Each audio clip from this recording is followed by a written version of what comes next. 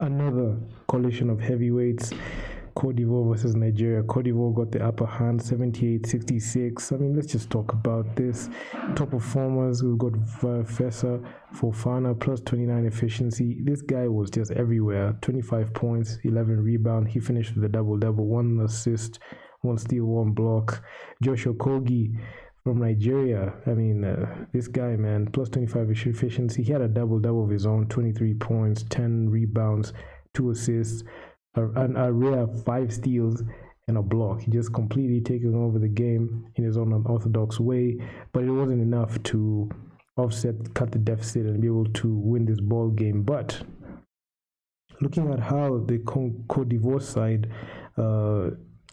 panned out, you can see they shot pretty well, 47% shooting from the field, 59% on 2-point field goals, 25% from 3, 62% from the free throw line. So you can see despite not shooting in a good percentage from deep, they're able to capitalize on interior shots. They shot almost 60% from 2-point field goals. So this was actually a pretty good thing to see. But from the line, they just need to get it together. I don't know what's going on with these big teams on the line because they're not able to shoot those, make those free throws. But you can see on the Nigerian side, they shot 48% on 2-point field goals. They shot an abysmal 32% shooting from the field. On 2-point field goals, it was 48%. From 3, they shot 21%, and from the free throw line, they shot a good 84%. This is a shooting percentage from the line that should be emulated with these big teams. But unfortunately, despite even Nigeria shooting 84% from the line, it wasn't enough to at least cut that deficit, which they needed to. But and look at the rebounds, you can see Cote d'Ivoire just came in and just did their thing. Although they led in fouls with 17 fouls, it's not acceptable for such a team.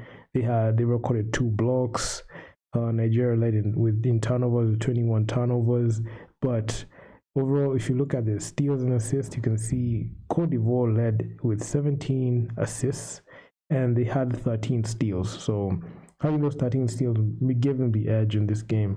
But when you look at these advanced stats, like points from turnovers, not advanced, but just additional stats. So you could see on points from turnovers, you can see it was just pretty neck and neck. Nigeria had 20 points from turnovers.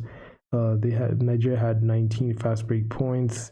Second chance points, they were tied 11 points apiece. But points in the paint and points from the bench, you could see Cote d'Ivoire just came in and just stamped their dominance. They just showed that they could be able to dominate. They outscored the Nigerian side with 22 points in the paint. So they had a record 44 points in the paint and 47 points from the bench. So you can see their bench depth was actually pretty good. And looking at the way the Cote d'Ivoire side panned out, especially in the first, you could see it was just a fight, but Cote d'Ivoire just stamped their dominance at the end of the first half. But in the second, you could see Nigeria try to, claw and fight back. At this time, in the midway in the third, you could see the game was tied. But in the fourth, it wasn't any close because there's this slight scoring slump the Nigerian team had, and unable to cut the deficit. And Cote d'Ivoire just came in and won that ball game in the fourth, and they won the fourth quarter. So there were a total of 8 lead changes, and the majority of these 8 lead changes, they happened in the first quarter and at the start of the second. And slightly, you could see there was a lead change at the third, midway at the third. Overall, it was a good game. The biggest lead that the Cote d'Ivoire side had, they had 15 points leading. The biggest scoring run they had was 10-0.